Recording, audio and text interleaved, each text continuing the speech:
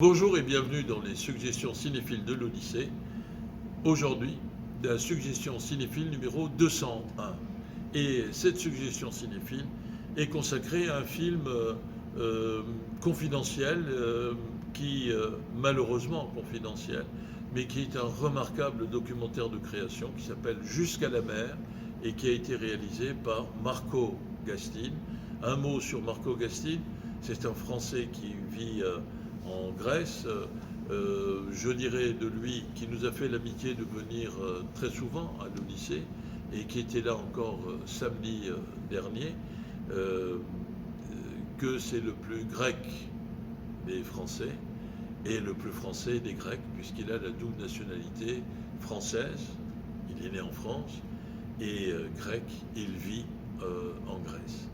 Et son film Jusqu'à la mer, au fond, nous raconte l'histoire.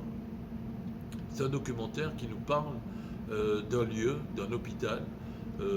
qui soigne les gens traumatisés, soit par un accident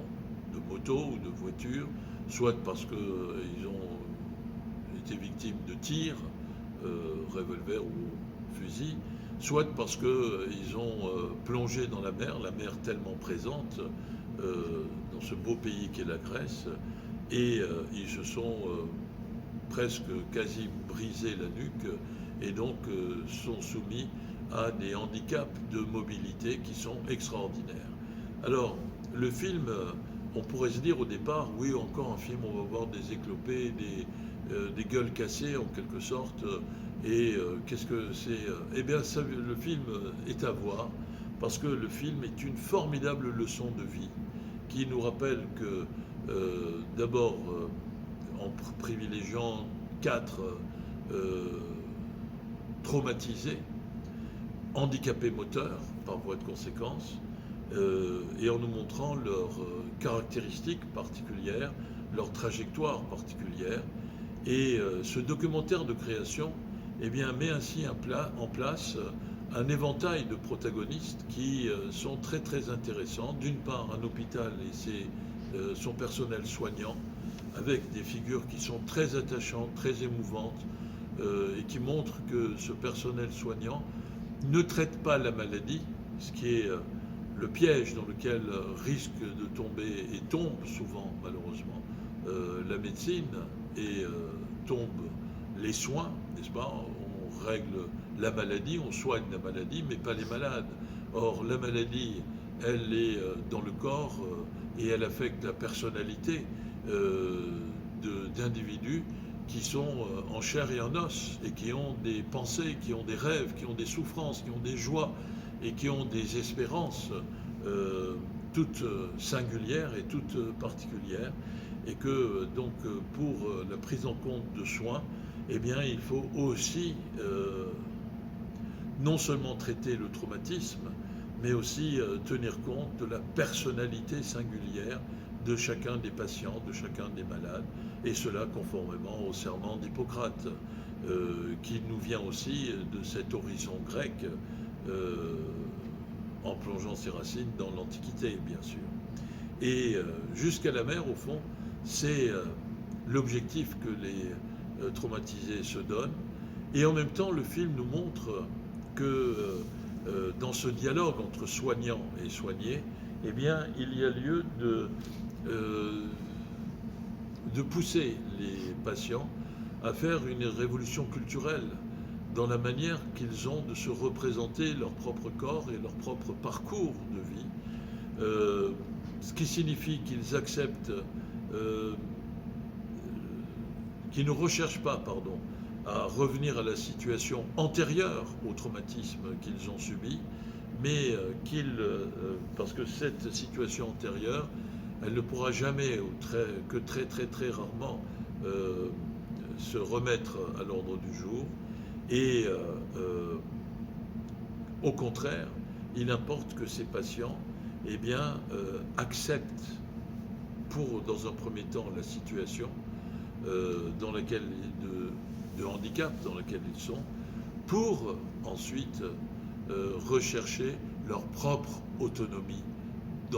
du point de vue de la mobilité du point de vue de leur déplacement et du point de vue de leur appréhension de leur univers de vie. Et ça, c'est quelque chose qui est très important. Ainsi, on voit à un moment donné la scène d'un handicapé qui marche dans un corridor ou ce qui tient lieu de salle d'attente de l'hôpital, d'une rangée de fauteuils, enfin de chaises, fixées à un mur de cette salle, avec un walker, vous savez, les béquilles enfin, perfectionnées, qui ont 4 pieds en général, pour rejoindre 5 ou 6 mètres plus loin la rangée de sièges qui est fixée au mur qui fait face au premier mur que je viens d'évoquer. Et quand on voit ce personnage qui arrive, qui en tremblant, qui en ayant des spasmes, qui en soufflant, qui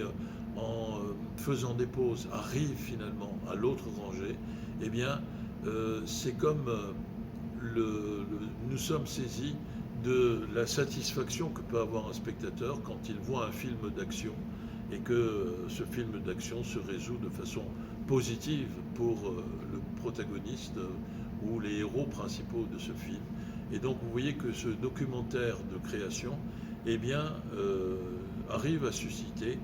les mêmes émotions que l'on peut avoir au visionnement d'un film de fiction.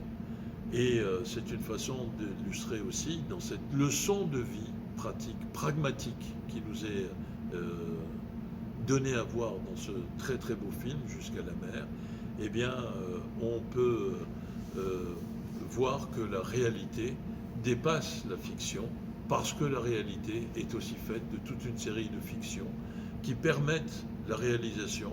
ou qui empêchent la réalisation momentanément des projets de vie, des rêves, des aspirations des protagonistes que le film nous donne à voir. C'est un film très émouvant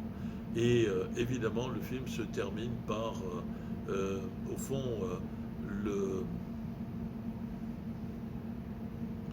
le spectacle d'une réalisation plus ou moins réussie, plus ou moins développée, de l'acquisition d'une situation d'autonomie de la part des personnages qui nous sont montrés. Et bien sûr, il y a certaines autonomies qui sont plus fragiles, qui sont moins évoluées, une autonomie qui est plus limitée, et ça c'est la part d'amertume, c'est la part de mélancolie qu'il peut y avoir dans le film, comme il y a toujours une mélancolie dans la vie, parce qu'on ne peut pas réaliser tout ce qu'on souhaite réaliser, et il y a au contraire d'autres autonomies qui sont plus développées et qui permettent de mieux se mouvoir dans un univers auquel on s'est adapté à la suite du choc traumatique que l'on a vécu. C'est un film qui éclaire le cœur, élargit, épanouit notre respiration en tant que spectateur, parce que c'est un film qui montre que si dans la vie on ne peut pas faire tout ce que l'on veut, eh bien quand on le veut, on le peut. Et comme disait André Malraux, cette très belle formule d'André Malraux, la vie ne vaut rien mais rien ne vaut la vie, eh bien le film vient, dans cette leçon de vie qu'il nous propose, nous rappeler qu'il faut toujours avoir cet optimisme de la volonté, une grande leçon, un grand moment de cinéma, et donc qui est à l'affiche